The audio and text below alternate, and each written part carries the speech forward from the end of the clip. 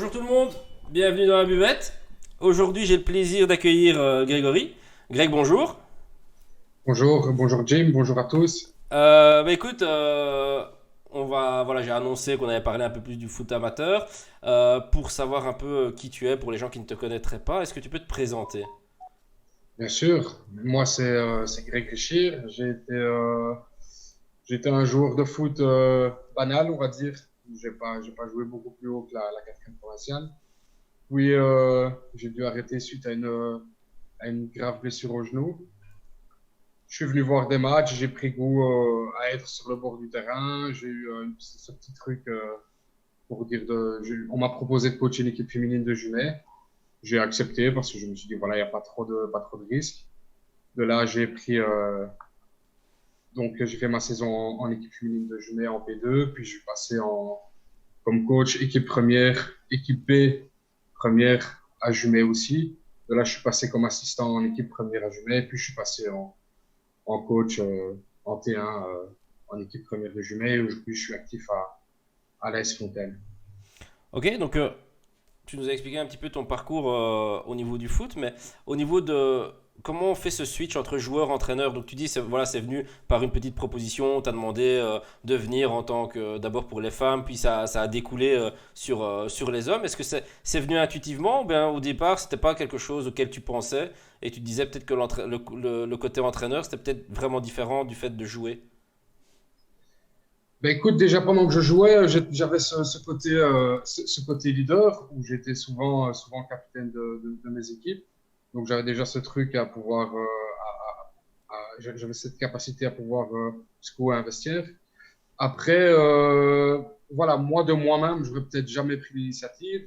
Et à l'époque, c'est le président de Jumet qui est venu vers moi et qui m'a proposé de reprendre les filles, étant donné qu'il n'y avait pas vraiment de pression, que c'était une équipe à 100% débutante, ben, ça m'a plu et j'y ai pris beaucoup de plaisir et j'y ai pris goût directement.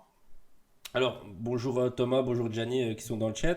Et c'est vrai que bah, voilà, tu parles du fait de pouvoir secouer un vestiaire. C'était vraiment ce qui te caractérisait, hein. Donc, enfin, pour expliquer un peu, on a joué ensemble quand même, enfin, je crois 2 années, je pense, au moment de la P4. Et c'est vrai que bon, ton surnom c'était un peu le Rocket, donc forcément, C'est, de là, voilà, c'est on sait ce ça. que ça veut dire. Mais du coup, effectivement, c'est quand même compliqué du coup de passer du gars qui tapait un coup dans le vestiaire pour dire de motiver les joueurs au fait du gars qui doit les diriger, qui doit les placer sur un terrain, qui doit peut-être utiliser un peu plus de psychologie. Tu t'as senti vraiment la différence entre le fait d'être capitaine et le fait d'être entraîneur? Écoute, il y a une grosse différence dans le sens où ben, j'ai commencé en équipe première masculine. J'ai coaché surtout des gars avec qui j'avais joué. Il y a des gars qui sont toujours aujourd'hui des amis.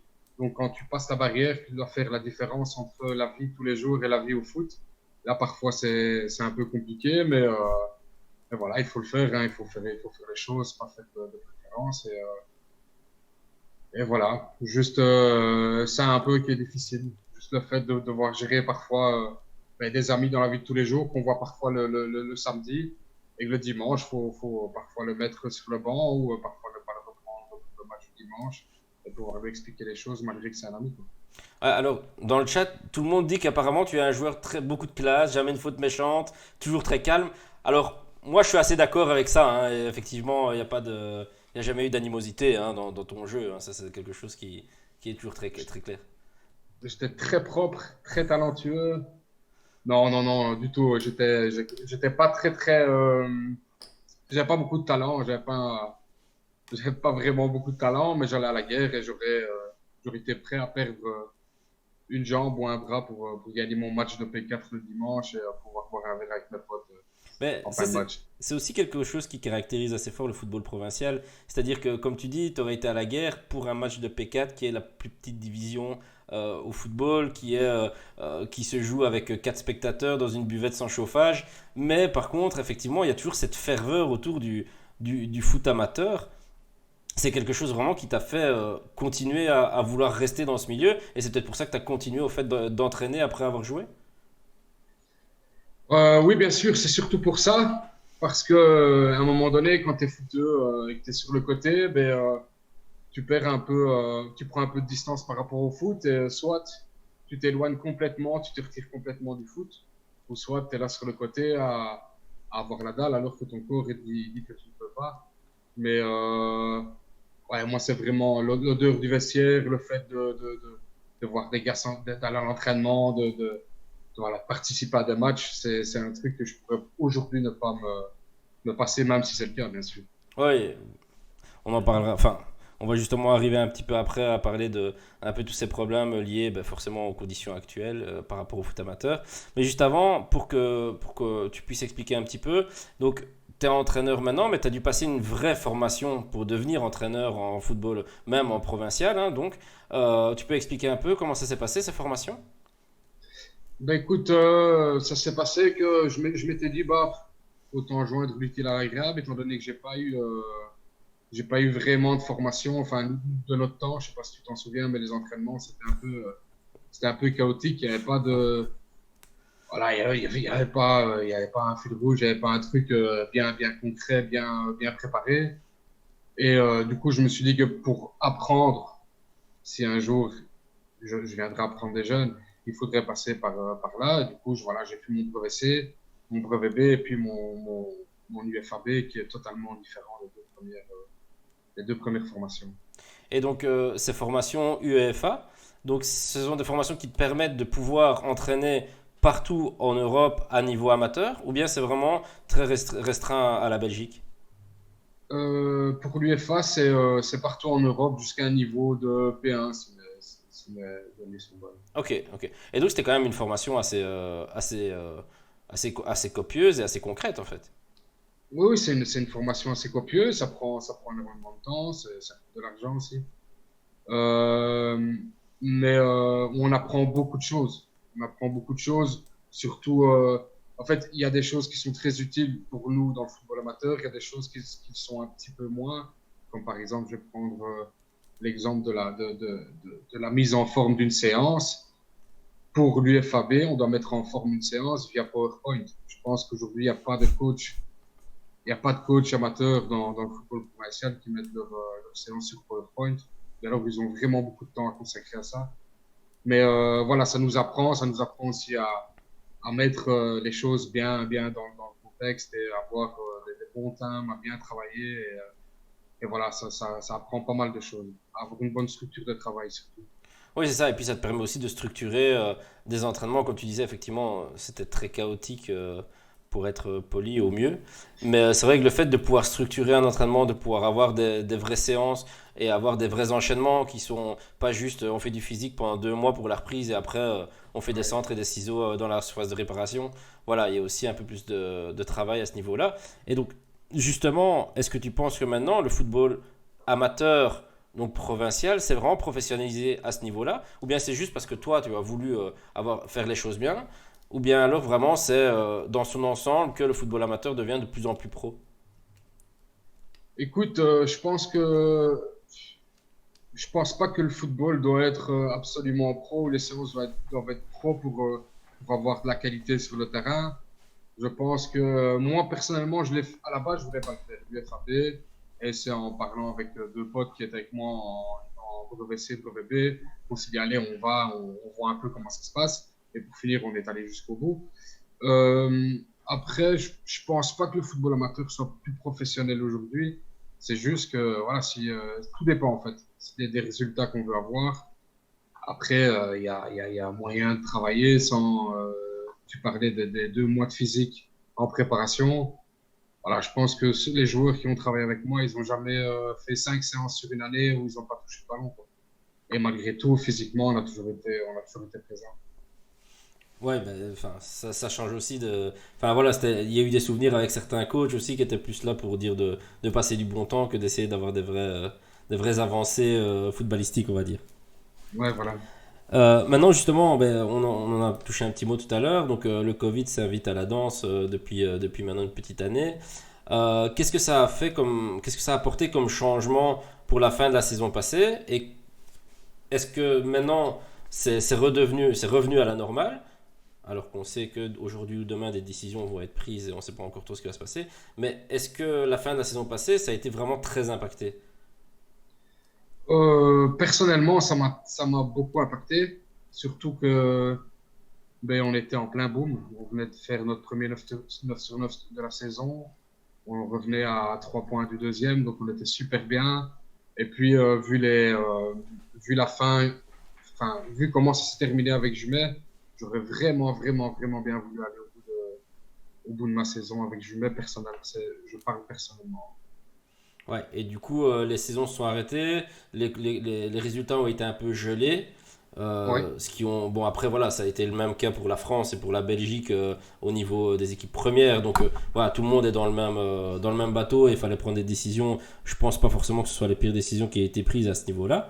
Maintenant, après, du coup, grosse période d'incertitude. On reprend la saison là. Donc, vous avez repris il y a pas longtemps. Comment est-ce qu'on reprend une saison en sachant que justement il va peut-être encore avoir des décisions, il va peut-être encore avoir des problèmes. On savait qu'il y avait une deuxième vague qui allait arriver. Dans quel état tu reprends un peu le travail quand c'est comme ça? Pour mon cas personnel, j'ai repris la saison en me disant qu'on allait aller au bout de cette saison. Parce que si tu commences à te poser des questions de savoir quand est-ce que la saison va se terminer, est-ce qu'il y aura beaucoup de cas Covid, pas beaucoup de cas Covid, alors tu commences pas et tu fais rien. Euh, Puis je sais pas si tu veux mon avis sur la question, mais voilà, la préparation s'est super bien passée, tout s'est super bien passé jusqu'à fin septembre où il y a eu de plus en plus de cas, mais pendant la préparation, on se voyait avec mes joueurs 4 fois semaine. On faisait minimum un match amical sur la semaine. Et on n'a pas eu le moindre petit couac, le moindre petit souci. Donc voilà. Ouais, donc ici le championnat a déjà repris. Vous êtes à combien de matchs là pour l'instant? On a 5 matchs, mais nous, on en a eu 2 reportés pour cas Covid. D'accord. Et donc ici, bon, il y a beaucoup de chances que les prochains, à partir d'aujourd'hui, ne se déroulent pas. Peut-être le dernier ce week-end, mais en tout cas, ce qui est sûr, c'est que dans les prochaines semaines, ça va être bloqué. Est-ce que tu as prévu déjà pour tes joueurs des travaux à faire à domicile, ou bien est-ce que vous allez voir tous ensemble pour essayer de faire quelque chose, ou bien alors on se dit, voilà, ça arrive, on ne sait pas quand est-ce que ça reprendra, on attend et wait and see. Écoute, vu la situation actuelle, c'est difficile d'être exigeant avec ses joueurs. J'ai signé à Fontaine au mois d'avril et ils ont déjà eu un premier programme de préparation. Je pense pas qu'ils l'ont suivi à la lettre. Et après, on a bien travaillé pendant la préparation pour dire d'être compétitif. On a un super noyau. On s'entraîne en moyenne à 21, 22 joueurs tous les mardis, tous les jeudis. Euh, Aujourd'hui, je peux pas leur demander, leur mettre un programme en plus dans les pattes alors qu'on ne sait pas si on va reprendre la saison, si on va pas reprendre la saison, si on va la reprendre au mois de janvier, si la saison va être blanche, si la saison va être stoppée. Je peux pas me permettre aujourd'hui, il faut quand même que je reste les pieds sur terre et, les laisser. On va voir un peu vers quoi ça va nous mener, mais je peux pas me permettre aujourd'hui de leur donner un programme spécifique, même si je l'aurais peut-être fait il y a 3-4 ans. Ouais, après, on se souvient du fameux programme qu'on avait le dernier jour de la saison et qu'on disait oui, pendant les vacances, on va le faire. Et en fait, c'est barbe rosée. On recommence le premier tour au bois et on est bien derrière. On est déjà en train de couper à travers les feuillus pour essayer de pas se faire griller. Enfin, après, voilà, ça c'est très, très personnel, mais Sale ça... joueur que tu es.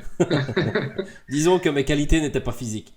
Elles ne le sont toujours pas, mais voilà, Non. je jouais sur la Très vision du bon. jeu.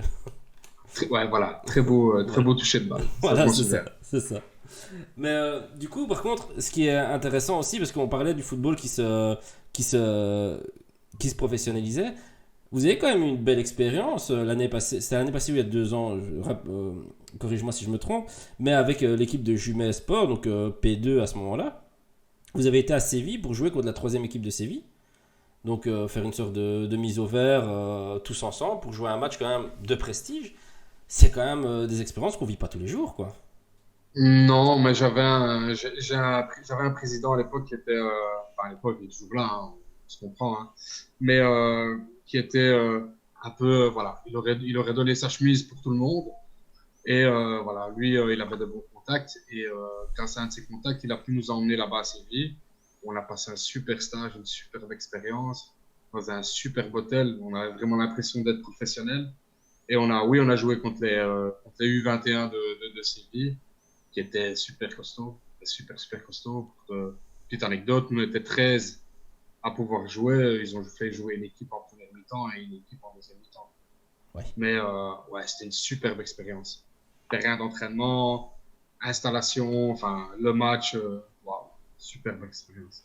Oui, donc malgré tout, enfin, c'est vrai qu'on en parlait tout à l'heure, le foot, enfin, quand tu disais on va à la guerre et c'est vrai que c'est des choses qui se passent tout le temps dans le football provincial, beaucoup plus que dans les autres sports, mais il y a vraiment cette cohésion d'équipe qui fait que tu as l'impression que chaque dimanche, c'est l'apogée de ta saison, t'as envie que plein de gens viennent te voir, dès que tu passes dans le journal, c'est vraiment fabuleux, alors que en règle générale, c'est toujours, on est dans voilà, l'avant-dernière division, mais il y a vraiment cette ferveur autour du football que pour n'importe quel match, on se donne à fond.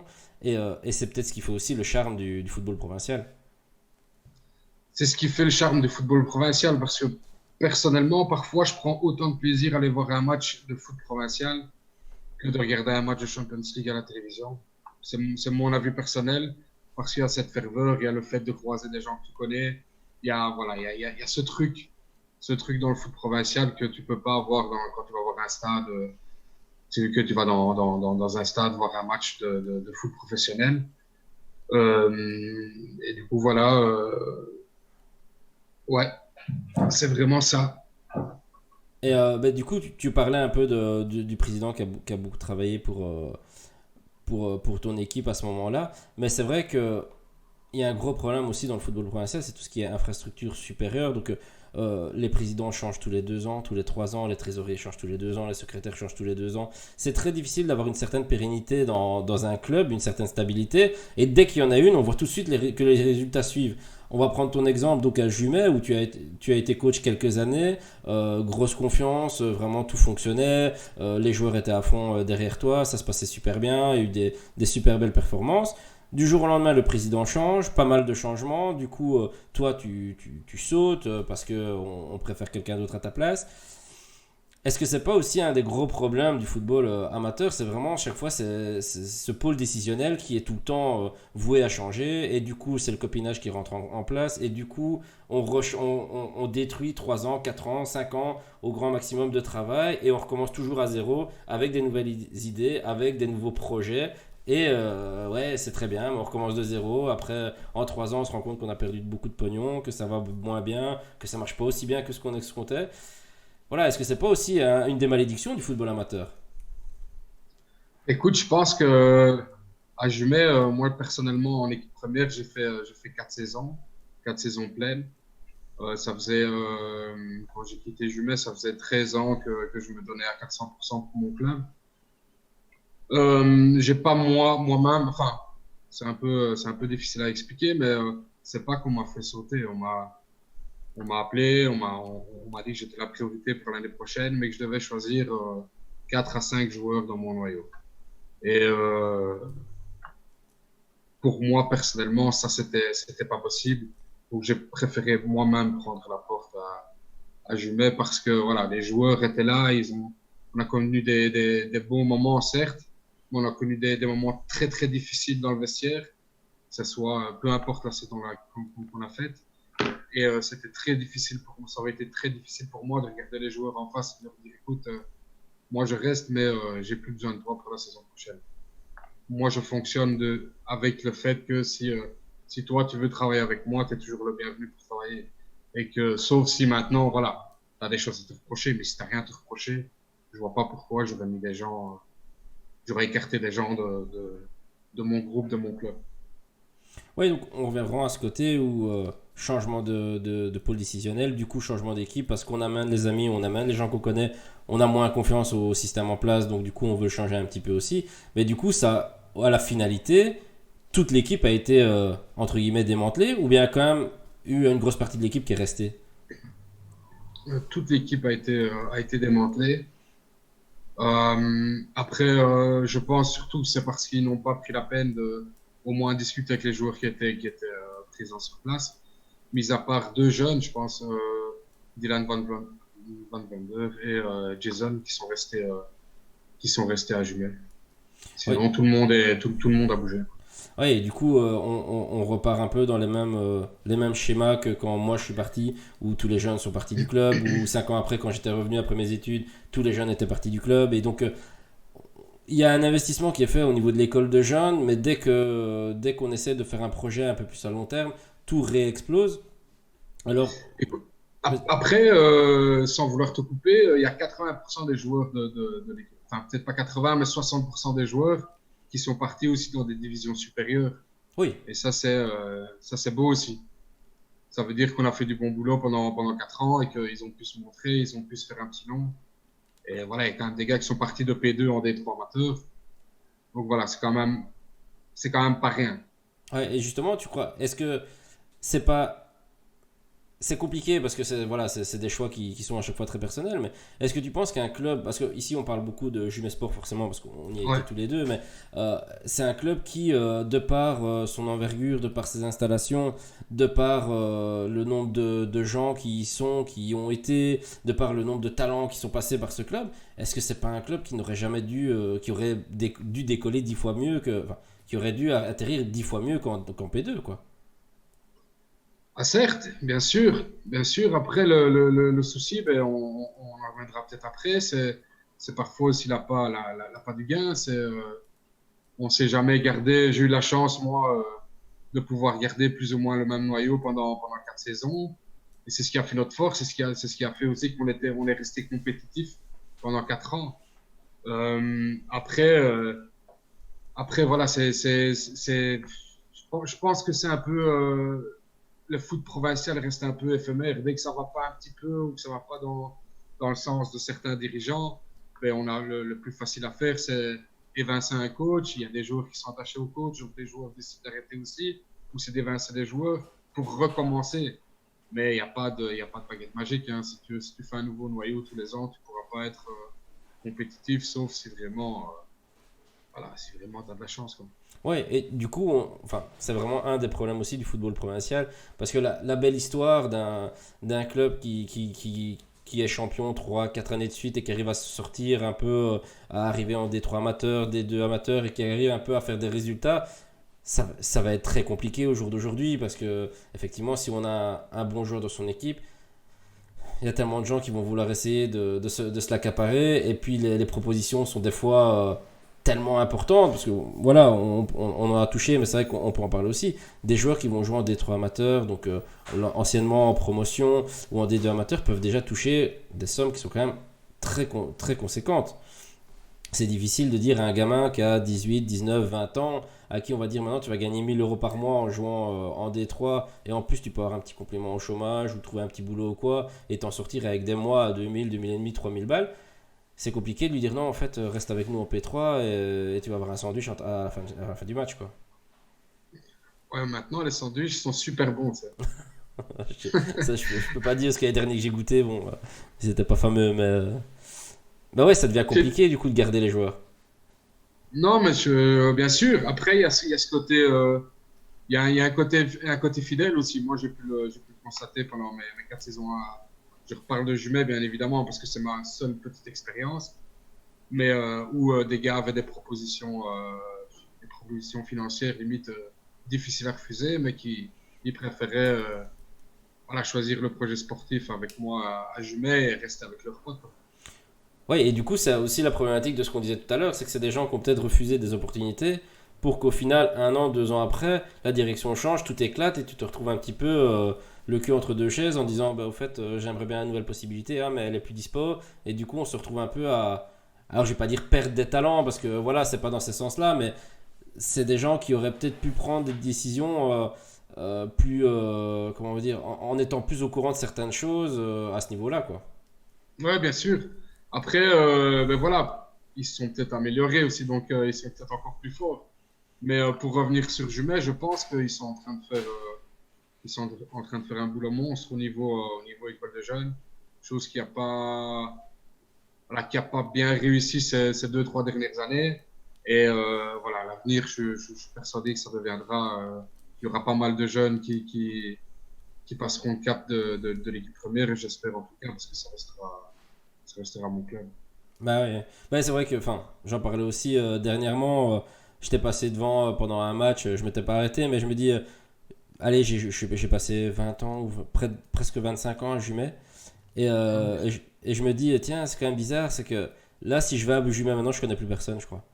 Il y a plus une seule personne, peut-être, ouais, peut-être El Famoso Dani Labbé, tu vois, mais sinon, je pense pas qu'il y a beaucoup de gens que je reconnaîtrais en allant à Jumet au jour d'aujourd'hui, Non, quoi. ben, écoute, même moi, l'année passée, quand on se retrouvait dans les festivités ou dans les soupers ou même dans les buvettes, je venais voir les jeunes ou quoi. Et même moi, je me disais, en fait, je pense que j'étais un peu le dernier, quoi, entre guillemets. Ouais. Après, Ced, il dit le French, c'est vrai. C'est Ah, le French. c'est vrai qu'il doit encore être là, effectivement. Non, le French, il est plus là non plus. C'est vrai, ah ouais, ouais, donc Non, tout se barre en couille. ouais. Ouais, si le French, il est plus là, c'est qu'il y a quelque chose. Mais du coup, vraiment, pour revenir un peu, on a parlé un peu du question pognon pour les grosses écuries, mais faut pas se voiler la face aussi. Il y a aussi de l'argent dans les plus basses divisions.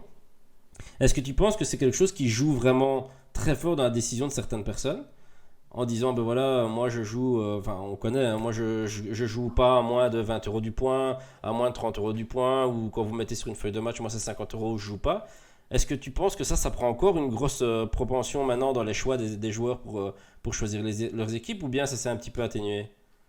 Non, plus t'avances, pire c'est, je pense. Il y a des gars pour 5 euros de différence, ils sont prêts à aller jouer du côté d'Andenne, mais ils comprennent pas qu'ils doivent mettre l'essence ou pour y aller, quoi. Donc, non, non. Quand tu veux faire venir un joueur chez toi, soit tu as les moyens et c'est super facile pour créer une équipe, tu as l'embarras du choix. À partir du moment où tu es dans un club où tu n'as pas forcément de moyens, ben, tu dois te battre pour réaliser tous tes transferts. Ouais. Mais c'est vrai qu'on avait toujours un peu ces discussions-là où des joueurs faisaient un transfert pour gagner à la place de 25 euros, ils gagnaient 40 euros ou 50 euros du match, alors que tu le mets quand même dans la buvette, quoi. Enfin, faut pas se voiler la face. Tu fais un 4-21 après un entraînement, t'en as quand même Ouais, pour mais tes 50 balles. il y a des Aquarius Boys qui prennent leur canette et qui rentrent, hein, qui mangent pas, qui prennent pas la peine de faire vivre la buvette et qui prennent même pas la peine de venir au souper ou aux festivités du club, hein. Ils jouent pour se faire un petit peu un petit peu d'argent et le reste, peu importe le blason qu'ils ont sur le maillot, ils s'en foutent. Ouais, mais est-ce que ça, c'est pas aussi à remettre en relation avec ce qui se passe dans le foot enfin, actuel, le foot champagne? Mais quand on regarde, c'est fini des gens qui vont faire 20 ans avec le maillot du Sporting, avec le maillot de la Roma, avec le maillot du Real. Il reste quelques dinosaures, mais c'est fini. Et même chose pour les joueurs en provincial. On a tous connu des joueurs quand on était petit, quand on était en préminim, minime, qui étaient tout le temps là en équipe première, qui servaient les sandwichs, qui servaient les bières pendant la soirée, qui aidaient à monter le matériel, à démonter le matériel. Enfin, moi, je pense à mes parents qui ont chaque fois été bénévoles pour toutes les soirées, les trucs comme ça. Même ça se perd, quoi. Même pour les enfants, on fait plus l'effort. Enfin, quand j'ai été coach un peu pour les jeunes, je crois que sur les 8 gamins que j'avais en diablotin, il y en a 7 où les parents venaient déposer le petit, ils partaient. Alors que, ça fait un peu vieux con, mais de notre temps, les parents restaient, ils nous regardaient sur le côté, même pour un bête entraînement, ils restaient dans la buvette et des choses comme ça, quoi. Ouais, ils créent des liens entre eux. Aujourd'hui, ben, le foot, c'est aussi un peu une garderie. C'est un peu, tu déposes ton gamin, tu prends même pas la peine de descendre de ta voiture. Tu ouvres la porte, ton gamin, il est déjà habillé en footeux, hein, il a déjà son sac à dos, les godasses, il traverse tout le parking pour venir au foot, quoi. C'est un peu cette voilà, nouvelle génération. Après, au niveau, tu disais, ouais, il y a encore de vieux dinosaures, mais quand tu vois ça dans le football professionnel, je crois que tous les joueurs de foot aujourd'hui se voient pas dans le football professionnel, mais voilà, prennent ça comme exemple. Et c'est difficile aujourd'hui de trouver des clubmen. Même si moi, j'ai la chance à Fontaine cette année d'en avoir quelques-uns qui connaissent le club sur le bout des doigts. Et c'est bien au niveau de l'intégration des nouveaux et surtout pour moi en tant que coach, quoi. Ouais, bah, Cédric le disait dans le chat, il dit les vrais papas footeux, ils le font toujours pour leurs gamins. Et c'est vrai qu'il y a encore aussi bah, des vieux dinosaures, des gars qui étaient aussi dans le football avant, mais c'est les gars qui, quand ils allaient au foot, leurs parents les regardaient aussi ou les suivaient aussi. C'était ça aussi le côté. Enfin, moi, j'étais tout le temps très content. Mes parents me suivent au foot quand j'étais tout petit. Ma mère, elle a cassé les oreilles de la moitié du Hainaut pendant 15 ans. Mais voilà, enfin, je veux dire, c'était cool. Maintenant, j'ai l'impression vraiment que c'est devenu, voilà, pendant 2 heures, on peut être tranquille et du coup, on envoie le petit et puis on vient le rechercher. Puis on dit, ah, c'est à quelle heure le match? Ah, c'est à 7h30. Ok, je viendrai le déposer. Vous le prenez avec. Enfin, j'avais 19 ans, je les prenais dans ma voiture pour aller faire des matchs. Enfin, je trouvais ça quand même un peu. Enfin, faut avoir envie, quoi. Ouais, c'est ça, c'était un peu la sortie du week-end, hein. Et avant, c'est comme tu dis, avant, tu avais tous les parents, c'était un minimum qui étaient au bord du terrain. Après, aujourd'hui, donc à la moitié des parents, ça dépend aussi des catégories de jeunes, je pense. Mais par exemple, tu viens voir un match U10 U17, U19, U21, c'est désert total, quoi. Ouais, ben, enfin, c'est aussi un énorme problème. Après, voilà, effectivement, c'est plus la même génération, les gens ont moins le temps, les gens travaillent plus ou des choses comme ça, mais enfin, je me souviens de matchs de junior, des matchs de première où on avait 150, 200 personnes, des copains qui venaient voir, il y avait plein de gens qui étaient là, les parents, les copains, les amis, les gens du club qui venaient voir, tu avais vite pas mal de personnes. Effectivement, comme tu disais, maintenant on va voir des matchs, ben ouais, ils jouent à 11 contre 11.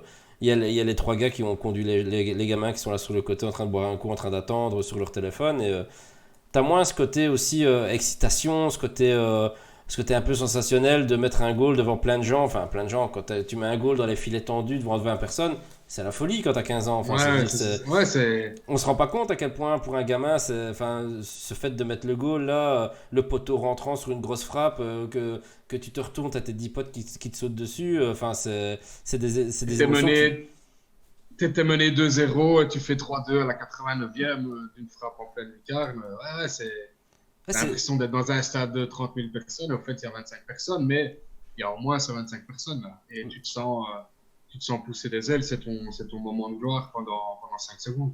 Et c'est vrai que ça, c'est des sensations que tu n'as que au football. Enfin, en tout cas, la plupart Ouais, du temps, c'est vraiment au football que tu peux avoir ça. Et comme tu dis, tu joues septième contre dixième, tu mets ce goal-là à 3-2, c'est la fête. Puis dans le vestiaire, tu chantes, tu gueules, tu prends 3 bacs, tu fais mousser de la bière partout. T'es septième en P4, quoi, mais tu t'en fous, t'as passé une journée de folie et ça manque, et je crois que ça manque à beaucoup de gens, cette excitation, ce plaisir. Enfin, moi, j'en parle, j'ai envie de remettre des crampons derrière taper la balle. Je vais faire le centre, je vais faire une syncope, hein, mais mais il faut venir à Fontaine alors. ouais, mais je vais faire les lignes, je vais être mort. Tu rigoles ou quoi? Non, mais je veux dire, à Fontaine, on a un vrai public, quoi. Il faudrait que je passe Avec, un de ces quatre, ouais. avec Fanfare, le premier match à domicile, il y avait 150 personnes. Fanfare, enfin, c'était waouh. Waouh, pour donner des consignes sur le terrain, il fallait vraiment que je hurle. Et pourtant, je hurle déjà pas mal. Mais voilà, pour que mes joueurs entendent les consignes, il fallait vraiment. Ouais, c'est une atmosphère à part là-bas. C'est quelque chose de super. Mais il y a ces clubs qui continuent encore un petit peu comme ça, hein. Donc, ouais, tu parles de Fontaine, mais c'est vrai qu'il y a encore quelques petits clubs où tu as encore de l'ambiance, tu as encore des gens. Allez, enfin, moi, je prenais toujours les clubs un peu de la botte du Hainaut, où c'était la sortie du dimanche, ou quand tu allais à Chimay, à Ouais. Belleux, où tu avais les gars du village qui dessoulaient de la veille. Je me souviens à Chimay, quand tu avais la soirée juste avant, tu avais des gobelets encore partout sur le terrain qui devaient un peu balayer avant de commencer le match. Tu avais 3 joueurs de l'équipe adverse qui étaient torchés, qui venaient de se réveiller, qui avaient mis un maillot, qui étaient venus jouer. Enfin, ça reste quand Puis même quelque chose d'assez atypique, quoi. t'avais les commerçants aussi qui étaient sponsors de l'équipe, qui C'est étaient ça. présents avec écharpe et tout. Enfin, il y avait plus d'engouement, je pense aussi à l'époque. Après, mais voilà, je pense que Allez, c'est vas-y peut-être Kevin, propre aussi il y a une occasion au grand exceptionnelle pour championnat. Bernier. Parce Voilà que le une ballon fois que tu fait, ça t'éloignes va un être petit le peu, but. il y a plus, Meunier pour le j'ai qualifier. cette impression, hein, j'ai C'est l'impression, extraordinaire. une fois que tu t'éloignes un petit peu plus, il y a toujours, quand Joli. tu es dans ces petits villages, tu as, cet engouement, ce truc où tu as les bénévoles, tu as les commerçants du coin, tu as les familles, voilà, t'as pas mal de personnes autour des terrains, quoi. Ouais, c'est ça, c'est ça. Et c'est vrai que, mine de rien, c'est quand même des trucs où, ben, encore une fois, comme on disait tout à l'heure, ça fait plaisir, quoi. Enfin, moi, ça fait super plaisir quand tu peux te dire, ok, je vais aller voir, tu sais que tu as les gens du village, et quand tu mets ton goal, effectivement, ton coup franc, ou des choses comme ça, c'est encore des choses qui sont belles, et encore une fois, ouais, il n'y a que le foot qui peut te proposer ça. Oui, D'ailleurs, il y a. Vas-y. parce que tu sens, tu vis ton match, mais tu sens que s'il y a 200, 300 personnes sur le côté, tu sens qu'elles vivent aussi ton match. Et quand tu sens que tu pousses, admettons, dans un moment fort et que tu sens que derrière, tu as 200, 250 personnes qui sont derrière toi, ben, tu sais que tu n'as pas le droit à l'erreur et tu sais que tu vas t'arracher beaucoup plus que si tu as deux payes sur le côté qui font semblant de te regarder, quoi. Ouais, bah ouais, c'est clair, c'est clair. Bah d'ailleurs, il y a donc Cédric, il dit, il vient avec moi à Fontaine. Je dis, pas de souci, je serai beaucoup plus fort à la descente de bière qu'à la descente des tours de terrain. Gianni qui dit, on fait un demi-tour ensemble et puis une bière. Là, ça me parle un peu plus, tu vois. Là, ça me parle un peu plus. Là, il n'y a pas de souci. Là, à la bière, je peux peut-être gagner quelque chose, mais Allez, je vous l'offre.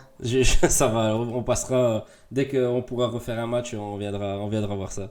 Mais c'est vrai que cette ambiance-là, voilà, on en parle et c'est aussi quelque chose qui fait que la plupart des belles amitiés sont créées autour d'un terrain de foot. Enfin, je veux dire, la plupart des gens avec qui maintenant je parle encore, ou là, ben, je suis parrain du fils de mon meilleur ami, ben, c'était au foot qu'on s'est rencontrés aussi. Enfin, c'est plein de choses comme ça qui font que c'est là que naissent les plus belles amitiés, où tu défends ton pote dans une bagarre générale, où tu sautes en double pied chassé dans son dos Non. et que tu prends un an de suspension. Mais bon, voilà, après, ça, c'est des choses. Après, pour revenir à Jumet, mon premier match officiel en P2 comme coach, je regarde mon adjoint et je dis putain, personne, quoi.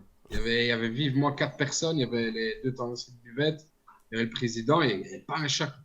Et quand on termine le match, notre dernier match, on joue contre Strasbourg, on a en moyenne 110 personnes qui sont là. On a entre 40 et 45 personnes qui nous suivent systématiquement. Presque tout le championnat, donc celui qui s'est terminé, celui d'avant, on faisait plus, on était plus à l'extérieur que ce que les clubs étaient.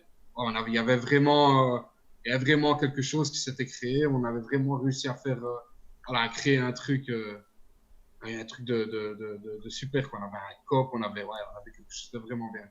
Mais du coup, on en revient à ce qu'on disait tout à l'heure, mais on parlait de l'équipe, du noyau qui se formait, le projet qui se formait sur 3 à 4 ans, mais ça forcément, aussi pour le public, c'est quelque chose qui se met en place, parce que quand tu as envie de supporter ton équipe, t'es jumelé-toi, tu vois un stade, tu vas aller voir ton match, si tu reviens 2, 3 fois sur la saison, la fois d'après c'est encore les mêmes que tu vas peut-être venir 5, 6 fois sur la saison d'après, et puis tu vois encore les mêmes, tu commences à reconnaître des gens, mais c'est là que tu commences à devenir un fanboy et un supporter, quoi, tu vois. Ouais, c'est ça. Et puis, un supporter, il recherche Y. quoi? Il recherche un mec qui se bat pour le maillot, qui est fier. Et je pense que là où on a été bon, c'est qu'on a toujours transféré des gars qui sont adaptés à la mentalité jumettoise, qui n'était pas forcément qui n'a pas toujours été forcément toujours rose et violette, mais ils sont adaptés à la mentalité jumettoise et se sont devenus des jumettois, quoi. Enfin, ils sont devenus des mecs ils seraient coupés un doigt pour leur équipe, ils se seraient donné, ils ont mis leur vie sur le terrain tous les dimanches. Et je pense un vrai supporter, c'est ce qu'il cherche, quoi. Ouais, c'est ça. Mais effectivement, c'est aussi le truc, quand une fois que tu as été. Voilà, t'es passé à la casserole à ce moment-là où pendant 3 ans, 4 ans, 5 ans, tu t'es investi, puis on dit voilà, le coach s'en va, la direction change. Toi, tu te dis, ben voilà, il n'y a plus que 6 personnes de l'équipe dans laquelle j'étais l'année d'avant. Bah, tu prends aussi un sacré coup sur la tête et tu as envie aussi de te dire, bon, bah, ouais, je vais m'investir moins la prochaine fois, je vais moins avoir envie de me donner à fond pour l'équipe, je vais aller faire mon match, mais si j'ai une autre occasion, je vais peut-être faire autre chose. C'est aussi ça le problème dans tous ces C'est ça le changements. problème. Surtout que ben là, tu te retrouves seul au monde.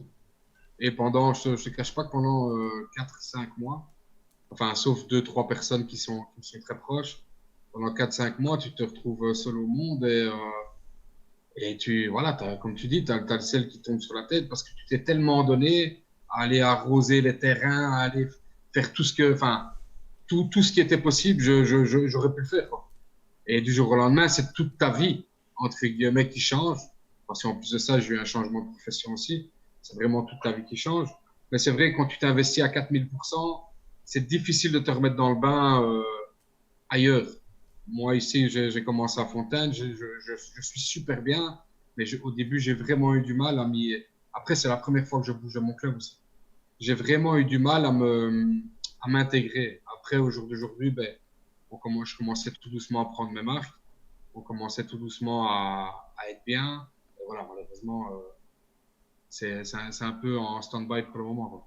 Ouais, on risque de reprendre encore 3 voire 4 mois d'interruption, ou alors des matchs qui seront à huis clos, enfin ça changera pas beaucoup de gens, mais des matchs qui seront peut-être un peu plus à huis clos, ou des choses comme ça, mais c'est vrai que le contact joue aussi une énorme partie, enfin fait aussi le charme du football amateur, je veux dire comme on en parlait, tu marques un goal, tout le monde qui vient te serrer dans ses bras, tu finis le match, c'est la fête dans le vestiaire, c'est la fête dans la buvette, le fait de devoir arrêter tout ça, c'est aussi quelque chose qui va plomber un peu la motivation des joueurs à dire ok, il fait -4, il drache, on va jouer dans la boue, on va devoir pousser la balle comme des chèvres pendant 2 heures.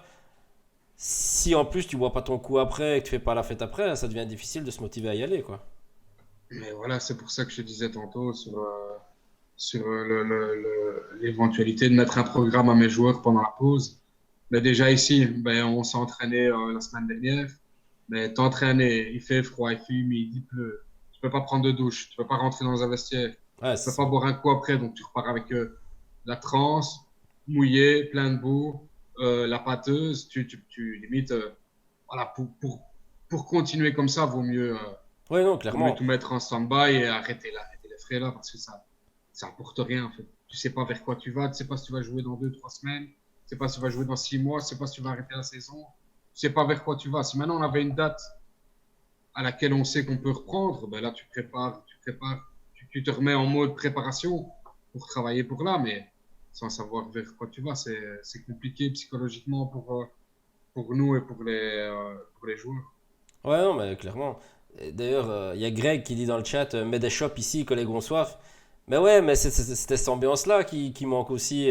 Promis, prochaine fois qu'on fait quelque chose, qu'il y a un match qui peut se faire, on se revoit tous et je mettrai ma tournée, il n'y a pas de souci. Mais c'est vrai que c'est un truc qui manque forcément. Et moi, ça a été un de mes plus gros regrets quand j'avais arrêté. Après, j'étais parti en corpo et voilà, l'ambiance aussi était présente. Mais ouais, quand j'ai arrêté le foot, tu t'as plus cette émotion du dimanche à gueuler comme un possédé autour d'un terrain, à t'emballer parce qu'il y a quelque chose de chouette qui se passe, à être dégoûté des fois quand tu perds un match que tu ne comptais pas perdre. Mais enfin, je veux dire, c'est con, mais il y a des matchs que je me souviendrai peut-être toute ma vie. Enfin, allez, bêtement en corpo, on joue une finale de coupe, je joue avec Adam Salès et Descontus, c'est des gars qui jouent en national, et moi je suis. Voilà. Enfin, je veux dire, flanc gauche, flanc droit, moi je suis au milieu, bah ouais, j'ai mis 3 goals, quoi. J'ai touché la balle, quoi. Ils me l'ont servi, et j'ai un plat du pied à faire, et tu marques 3 goals. Ah ouais, mais c'est des matchs qui vont tout le temps te rester en tête, et on a été champion, et puis pendant toute la soirée, et le jour d'après, on a cuvé parce qu'on n'en pouvait plus. C'est des souvenirs que t'as que dans le foot, quoi. Et qu'il n'y a que les joueurs de foot qui peuvent comprendre. Ouais, On ouais, dit, bien sûr. ouais, t'as été champion P4 et quoi? Ouais, t'as rien Et gagné, quoi? hein, t'as rien gagné, hein. Non, t'as pas, même pas une médaille, t'as Non, pas t'as une coupe, pas une t'as médaille, rien. t'as même pas un titre, t'as même pas une feuille à 4 dans une chemise plastique à mettre au mur, hein, t'as rien du tout, hein. Mais t'as passé une soirée, une après-midi inoubliable avec tes potes, quoi. Ouais, c'est Avec ça. qui tu t'es arraché pendant un an. Ouais, et puis tous les soirs, tu rentrais, t'attendais d'avoir les résultats des autres équipes pour savoir comment ça allait jouer. T'essayais de téléphoner pour savoir si les joueurs qui étaient balèzes en face, ils venaient ou ils venaient pas. T'espérais qu'il y en a un qui soit malade. Enfin, c'est- Ouais, c'est ça, hein. Ta vie tournait autour du foot, hein. Moi, j'en parlais encore à ma femme il y a pas longtemps, mais à un moment, quand on était en début de première, la vie c'était le foot, quoi. C'était 3 entraînements semaine, on jouait en corpo, on jouait en première, on jouait au mini-foot. Enfin, il y avait que ça, quoi. Il y avait que ça tous les soirs, c'était du foot et ça n'arrêtait pas. À ce moment-là, j'étais mince, mais bon, ça, c'est un autre débat. C'est vraiment un autre débat. Mais Et quand t'es coach, c'est ouais, t'es tu tout le sais, temps aussi, t'es tout le temps tout le dedans. temps, tout le temps. Mais c'est vrai que ça, c'est des Tout le trucs temps, parce que si tu vas avoir un minimum d'organisation, c'est un peu de travail tous les jours, quoi. Le fait de préparer tes séances, le fait de ton listing de présence, quand tu es en préparation, ben, voir qui est bien, voir qui est bien, voir qui est moins bien, le fait de toujours pouvoir, en fait, tu dois t'organiser pour aussi pouvoir te justifier à un moment donné ou l'autre. Et ouais, comme tu dis, tu rentres le dimanche, quand tu es coach, tu n'as pas gagné, je pense qui pas que tu passent vas pas une bonne passer une soirée, bonne. ouais. Ah, tu vas pas passer une bonne nuit, tu vas pas passer une bonne soirée, super compliqué, quoi.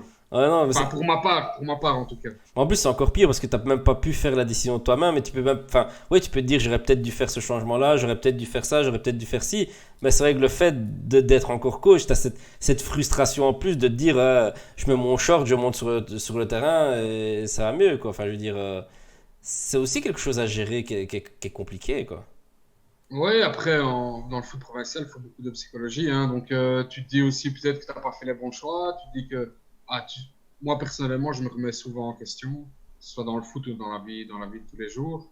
Après, voilà, t'es un peu, comme tu dis, c'est pas toi qui peux faire la différence. Tu peux faire la différence par un changement, par quoi que ce soit. Après, quand tu es battu contre plus fort, il n'y a pas de souci, mais quand tu es battu et que tu mérites pas d'être battu, tu passes pas forcément une bonne nuit. Ouais, non, mais c'est clair. Mais c'est vrai que ça, c'est aussi un sujet dans lequel j'aurais voulu parler, mais c'est le côté un peu psychologique aussi. Souvent dans le foot, et je crois que tous ceux qui sont dans le chat ici, ou toi, moi, on a tous joué avec des gars qui avaient un talent monstrueux, qui auraient pu jouer, qui auraient pu vivre du football et qui se retrouvent en P3, en P4 parce qu'ils savent pas se lever le matin, qui arrivent fatigués, qui ont aucune conscience, on va dire professionnelle entre guillemets, même si là c'est pas vraiment le cas, mais c'est aussi un problème en tant que coach de devoir gérer ces cas un peu plus compliqués. Mais c'est un problème et c'est à la fois un problème et à la fois un luxe.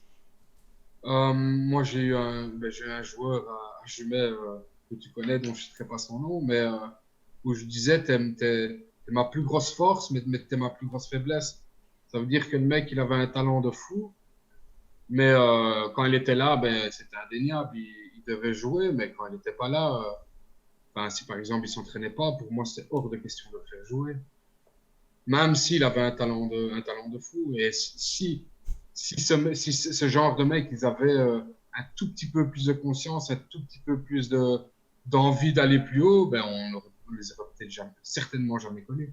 Ou s'ils étaient nés à cette époque-ci, où il y a un encadrement, où il y a un suivi au niveau de la formation, ben on les aurait peut-être jamais connus parce que dès leur plus jeune âge, ils seraient partis dans des clubs où on les aurait appris à devenir meilleurs dans leur, pas footballistiquement forcément, mais dans leur façon de se comporter, dans leur façon de travailler. Mais c'est pour ça que maintenant, il y a beaucoup d'accompagnement, même dès les plus jeunes dans les grandes équipes, hein. Donc, on a directement tout ce qui est cellule de sophrologie, cellule de psychologie. J'avais reçu Christian Cabasele il y a quelques semaines. Et donc, il disait à Watford, il y a vraiment un énorme pôle qui est mis en place pour la psychologie. Parce qu'il expliquait, tu joues un match le mercredi contre Everton, c'est 1-1, tu fais penalty, carte rouge dans la grande surface, tu rejoues le dimanche d'après. Faut pas avoir les genoux qui tremblent, hein, parce que sinon tu te fais passer 3 fois et t'en casses trois goals de ta faute. Donc ouais, c'est aussi des choses qui doivent être mises en place pour justement soutenir ces gars-là qui ont peut-être des difficultés un peu plus à se concentrer, à rester attentifs, à s'investir. C'est un gros problème aussi, tant dans le football à haut niveau que dans le football provincial, quoi. Ouais. Et pour moi, comme je t'ai dit, pour moi, c'est là que la CFF travaille super bien. C'est que voilà, il y a vraiment il y a des vrais encadrants, il y a des vrais formateurs, il y a des vrais mecs qui sont là pour détecter les talents. Tout est bien défini. Et dès que tu as un talent dans ton club, faut pas hésiter à les appeler pour qu'ils viennent le voir et pour qu'ils puissent le faire aussi monter d'un grade ou même appeler des clubs de ta région qui sont à un niveau au-dessus. Mais ça, je sais pas si ça se fait parce que encore aujourd'hui, il y a des gens qui pensent que gagner un championnat en 8, en U11, c'est la folie. Mais voilà, en tout cas, moi, si un jour j'étais dirigeant ou responsable d'une cellule école des jeunes, je procéderais de la sorte, quoi. Ça veut dire Ouais, que je prendrais le gamin, si pour moi il perd son temps chez moi, même si c'est mon meilleur joueur, je ferai en sorte qu'il aille à un niveau, voire 2 niveaux plus haut. ouais, après, ça, c'est des trucs, c'est ta vision à toi, mais on connaît. Enfin, moi, ça m'était arrivé 2 fois où on avait fait une demande pour que j'aille faire des tests et on me l'a jamais dit, quoi. Et donc, c'est parce qu'on croise le parent d'un ami plus tard qui me dit ah, comment ça a été les tests. J'étais là, ben, je sais pas, quel test on parle. Et mon père, il dit ben quoi, quel test, quoi, il devait aller où. Et c'était au moment où, je sais pas si tu te souviens de Serge Loukalou, donc qui était Ouais, directeur, enfin recrutement au Sporting. Et donc, je devais faire des tests pendant un mois au Sporting. Et j'ai su ça le dernier jour, je suis arrivé en retard et j'ai fait une demi-heure de test. Donc Ouais. forcément, c'est plus compliqué. Mais il y a aussi ce côté où on veut garder un peu les gens qui sont pas trop mauvais, et comme tu dis, pour gagner des matchs en U8 ou pour gagner des matchs en U11, parce que les gens ne voient pas plus loin que le bout de leur nez, quoi. Ouais, c'est peut-être ça aussi qui rend peut-être par après le gamin fainéant parce que du coup, il travaille peut-être moins sur le terrain. Il est peut-être, enfin, il stagne un peu, il perd un peu son temps et du coup, ben, au fur et à mesure des choses, ben, on en vient à des gars qui deviennent des talents gâchés et qui terminent en P3 ou en P4 où ça devient le joueur clé de l'équipe, mais sans avoir le moindre sérieux, quoi. C'est ta top chef, ton chef qui me dit l'autre enculé de Thomas. Enfoiré. Mais non, mais après, c'est vrai que d'un point de vue même plus tactique, c'est difficile d'avoir un joueur comme ça dans l'équipe parce que là, j'en parlais aussi avec deux, trois autres gars et c'est que quand tu as ce joueur-là qui est dans ton équipe, qui a fait ses entraînements, que tu sais que tu vas pouvoir aligner, tu mises beaucoup sur lui. Parce que du coup, tu dois faire transiter le plus de ballons par un gars comme ça qui peut te faire la passe du dernier moment, qui peut te faire changer, basculer un match. S'il n'est pas dedans, c'est difficile de dire je le sors. Parce que tu sais que sur un coup d'éclat, sur une passe, sur un truc, il peut te renverser un match. Oui, après, en tant que coach, tu dois penser équipe. Donc, si le mec, à partir du moment où il n'est pas dans son match, tu peux pas te permettre de laisser sur le terrain, d'essayer de faire couler le navire. Le mec, il est pas dedans, tu le sauves, peu importe. Après, bien souvent, ce sont des mecs qui s'adaptent à toute situation, qui répondent présents, enfin, ils ont un don, hein, ils ont un truc en plus. Et voilà. Mais si le mec, il est pas dedans, tu peux t'en passer, le remplacer par quelqu'un qui sera peut-être moins fort, mais qui sera peut-être plus intelligent et qui sera peut-être plus, voilà, hargneux sur le terrain, qui fera plus le travail comme toi, tu veux qu'il fasse le travail. Ouais, c'est ça. C'est ça. Bah, écoute, j'ai encore une dernière question, mais on en a un peu parlé par rapport à tout ça. Mais est-ce que tu crois que pour tenir le coup dans le football amateur, que ce soit au niveau du jeu, que ce soit au niveau du coaching, que ce soit au niveau de la direction, des choses comme ça, est-ce que la passion est vraiment obligatoire? Est-ce que tu peux te dire, j'aime pas ce que je fais, du coup, mais je le fais quand même parce que ça fait plaisir à machin, parce que je dois le faire ou quoi? Est-ce que tu crois que c'est encore possible maintenant là-dedans? Non, pour moi, c'est impossible. Pour moi. Après, moi, je suis passionné à 4000%. Mais pour moi, si tu es passionné, tu peux pas, en tout cas en tant que coach, tu peux pas coacher. Si t'es pas passionné de foot, tu peux pas jouer au foot. Euh, voilà, si t'es pas prêt à jouer dans 20 centimètres debout en troisième provincial, c'est comme je le dis à mes joueurs, faut arrêter le football. Faut stopper tout. Tu dois être passionné, tu dois être à fond et tu dois surtout jouer pour le blason que tu portes, quoi. Ouais, après, on les connaît tous, les gars qui arrivent à la préparation, qui jouent jusque septembre, début octobre, mi-octobre, la pluie commence à tomber, la température descend, plus de nouvelles, tu les vois plus à l'entraînement, tu les vois plus au match. On les connaît, ceux-là qui font que tu commences le noyau à 25, on te dit ouais, ça fait beaucoup. Tu dis ouais, t'inquiète, attends un mois. Bah, écoute, bizarrement, j'en ai pas connu C'est énormément. vrai, putain. J'en ai pas connu énormément parce que, à mon avis, je les cerne un peu. C'est ceux qui arrivent en mode beau gosse pour les matchs tests, qui arrivent avec les chaussettes au-dessus des genoux, les cheveux plaqués en arrière. Ils ressemblent à des professionnels, mais c'est tout, sauf des professionnels. Et voilà, bien souvent, je les cerne directement, mais j'ai pas vraiment eu affaire à des gars qui lâchaient le groupe parce qu'ils faisaient plus mauvais. Ou, non. Bien souvent, j'ai eu affaire à des mecs qui étaient impliqués, des mecs qui s'arrachaient à l'entraînement, même parfois sans avoir la moindre minute. Il y a des gars qui terminaient la saison, ils faisaient toute la saison au niveau des entraînements en ayant 60 ou 70 minutes sur 30 matchs pendant la saison et qui terminaient la saison avec le sourire, quoi. Ouais, et c'est ces gars-là que tu as besoin dans un club, dans un vestiaire, que tu as besoin aussi. Parce que ces gars, enfin, on en parlait beaucoup enfin, c'était un des gros débats pour le PSG, mais c'est que quand tu as ces gars qui sont derrière, qui en veulent, qui ont envie de s'arracher et tout ça, ça fait aussi travailler le gars qui a la place du gars mieux, qui a envie il se dit, parce qu'il sait bien que le jour où il est pas là, il est remplacé, quelqu'un d'autre est à sa place. Et la concurrence, c'est aussi un des vecteurs de performance. Bien sûr, la concurrence, tant qu'elle est saine, elle est bonne. Ça veut dire que le mec qui s'entraîne, ils sont trois à s'entraîner pour le même poste. Si le gars qui joue comme titulaire à son poste, il est seul à s'entraîner, pendant une semaine, 2 semaines, 3 semaines, 4 semaines, tu vas le ressentir pendant ces séances. Ouais, c'est clair. Maintenant, si les deux gars sont dans ses talons, voilà, il va se donner à 1000% et il va montrer que c'est lui qui doit être sur le terrain. Et les deux autres vont s'entraîner pour prendre la place du titulaire, entre guillemets. Et c'est vrai que réussir à avoir un noyau qui finit la saison encore à 20, 22, c'est énorme. Hein. Combien de saisons on finit pas à 9 à demander à 4 juniors de venir avec nous, ou des choses comme ça. Enfin, Ouais. j'en ai fait des saisons comme ça. Hein. Au début, quand j'étais en première, je suis monté en première parce que j'avais 16 ou 17 ans et il manquait 6 joueurs et on est monté à 6 juniors en équipe première parce que l'équipe était désolidarisée, il n'y avait plus rien à jouer, ça payait plus les salaires et du coup, c'est bon quoi. C'était... Ouais. Après, là, je pense que c'est surtout un travail du staff qui est mis en place. C'est garder ces joueurs concernés. C'est un travail du staff avant tout. Si tu termines ta saison, tu as 8 ou à 9 à l'entraînement, sauf maintenant s'il y a pas mal de blessures, s'il y a eu pas mal de soucis, ok, mais s'il n'y a pas de blessures, s'il n'y a pas de. Là, c'est au coach, au staff à se remettre en cause et à savoir le pourquoi, qu'est-ce qui s'est passé à un moment donné, quoi. Ah non, clairement, clairement. Il y a Greg qui dit que lui, il était en multi dans la boue et il n'avait pas de problème. Mais ce qu'il oublie de dire, c'est que ses studs, elles étaient rangées dans la cuisse d'un adversaire la semaine d'avant. Ça aussi. Et alors, il y a Greg qui demande ton souvenir de ton match à toi en P4. Alors, je connais pas ce match. J'étais sorti à la 25e minute parce que, soi-disant, j'étais trop nerveux. D'accord. En fait, le gars m'a marché 4 fois sur les pieds. Et du coup, c'est clair que j'étais un peu nerveux, mais pas plus qu'à mon habitude. Et mon coach de l'époque m'a sorti après 25 minutes. Et en sortant, je criais non, je suis pas nerveux, je suis pas nerveux. Mais voilà. Je peux pas dire j'ai fini ma carrière sur la seule carte rouge que j'ai pris de ma vie. Donc, c'était aussi un petit peu délicat.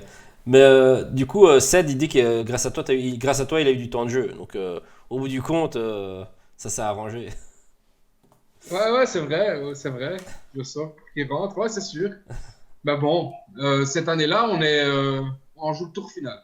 Ouais. Et ce match-là, on se qualifie pour le tour final. Attends, on gagne 1-0, je pense. Un but. Et il y a toi qui marque, si mes souvenirs sont bons, qui marque le but. Hein. Et l'arbitre annule le goal parce qu'il y a un trou dans le filet. Il dit que le ballon est passé au-dessus. C'est rare, ça. Ça, c'est rare. Et on gagne 1-0 et grâce à ça, on joue le tour final. On me dit que c'est faux dans le chat. Après, voilà. Hein, elle était pas dedans, fumier. Mon avis, c'est le gardien qui a laissé passer la balle. Ouais. C'est le gardien qui a laissé passer la balle qui dit ça. Voilà. Si, parce que du banc où j'étais, après 25 minutes, j'ai pu voir. Ah ouais, t'as eu tout le temps de te calmer sur le banc, du coup, t'étais quand même moins tendu. Ah ouais, un petit peu moins, ouais. Un petit peu moins. Mais écoute, Greg, on arrive un peu à la fin, là. Enfin, ça fait déjà 1 heure, putain, ça a passé vite. Mais du coup, je sais pas si toi, t'avais quelque chose à dire, que tu voulais soulever, ou des choses comme ça, que t'avais sur le cœur par rapport au foot amateur ou quoi que ce soit. Non, juste, voilà, moi, ce que je dis tout le temps à mes joueurs, ou aux coachs qui commencent, qui débutent, aux formateurs qui débutent, c'est de venir au foot en prenant du plaisir parce qu'on n'est pas toujours aidé au niveau des infrastructures, on n'est pas toujours aidé par rapport voilà, on a beaucoup de boulot. Et voilà, le plaisir avant tout. Et quand il n'y a plus de plaisir, il n'y a plus de foot. Si tu ne viens pas au foot en prenant du plaisir, faut pas continuer à venir au foot. Bah, écoute, je pense que c'est une belle citation pour terminer notre entretien aujourd'hui. Greg, en tout cas, merci beaucoup. Ça m'a vraiment fait plaisir. Ça fait déjà un petit bout de temps que je te stalkais pour essayer de t'avoir. Ouais. Mais du coup, on a pu profiter aujourd'hui. C'est quand même... merci au Covid, du coup. Hein. Ouais, c'est ça. C'est ça. Comme quoi, tu vois, dans chaque problème, il y a une opportunité. Hein, donc, Ouais. Merci à toi d'avoir pensé à moi. Super sympa. Bah, avec plaisir. Très belle image Panini, malgré que je ne suis pas souriant. T'as vu ça? Ouais, j'ai pris celle où t'étais le plus heureux. Hein. Franchement, je te cache pas, j'ai pris celle. Mais après, est-ce que ça existe des photos où tu souris? C'est difficile à trouver.